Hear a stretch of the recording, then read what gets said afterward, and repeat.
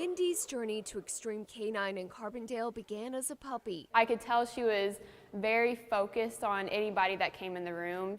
That's when trainer Jordan Hayes picked her out from the Humane Society in Murray, Kentucky, bringing her to Illinois to become a service dog. And as soon as we started the training, she just grabbed onto it. Sit. Hayes worked on basic behavior before teaching Mindy to retrieve objects, Good girl, Mindy. open doors, and help a person stand up from a fall. Fetch. Finally, Mindy was teamed up with Caroline Wiley, a Chester woman with a degenerative joint disease and an encouraging personality. And the instant we saw Caroline and Mindy meet, I could tell it was an amazing match. But in February, just weeks after teaming up, the pair left a training session and never made it home. When no one had heard from her, we knew that something had to be really amiss. 2 days later, Wiley's car was found off Route 3. Caroline had died in the crash, but Mindy was unharmed and still inside. Remained in the vehicle and actually hadn't gone to the bathroom in the vehicle for over 2 days. At first, founder Bahesha Doan and the other trainers weren't sure how the black lab would bounce back. They soon discovered that the young dog was ready for a second chance. She just falls in line. She's doing so well. In June of this year, Mindy will get just that. She's going through training again for the Sable veteran and will soon be paired with a former soldier to help them overcome PTSD and anxiety. Get back to their children's ball games. Get back to being able to go to a store by themselves. The dog and her new owner will share a story of trauma. It's a connection that the trainers know Caroline would have wanted.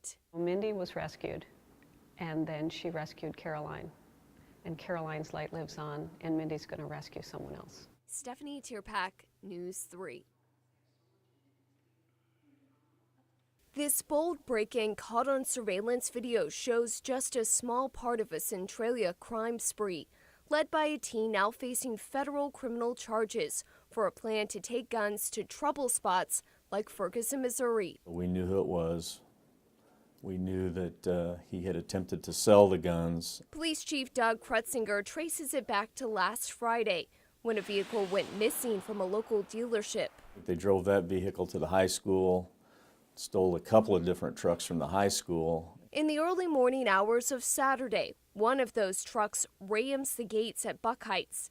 Investigators then spot 19-year-old Dakota Moss and a juvenile rummaging through the hardware store. There were several articles of clothing missing, soda pop, and candy bars. The pair finds the weapons cases and gets to work grabbing 39 handguns and rifles, along with at least 1,000 rounds of ammunition. They make 3 trips to carry away more than $20,000 in goods. We did see them armed, and we actually saw them loading one of the pistols. Police tracked down Moss and his accomplice within 24 hours. But court documents filed on Wednesday lay out a far bigger idea. In a taped confession with the ATF, Moss says they intended to shoot anyone who tried to stop the robbery, then sell the firearms, possibly to protesters in Ferguson. Moss also wanted to join in looting there. Krutzinger is relieved a lack of time killed any schemes. More than anything, the ability for us to get most of those guns back that night probably ended up saving some lives. It's a blessing to us, truly. It really was.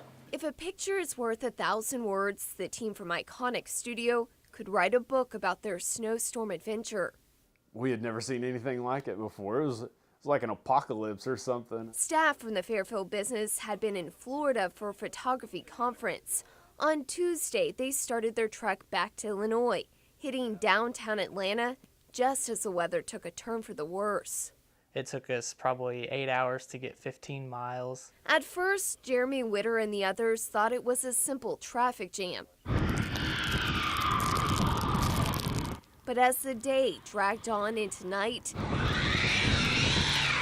cars littered the highway. I mean, people were leaving it right in the center of the interstate. They were getting out, and they just leave. Oh, it's stopping. It's stopping. When they decided to try and exit, the side road was impassable, leaving a grocery store one of the few places to pull off. It was a downslope, so we just kind of slid into Kroger's. Inside, the manager and employees were handling the stranded drivers, providing shelter and food for free. I mean, it was Southern hospitality at its finest, truthfully.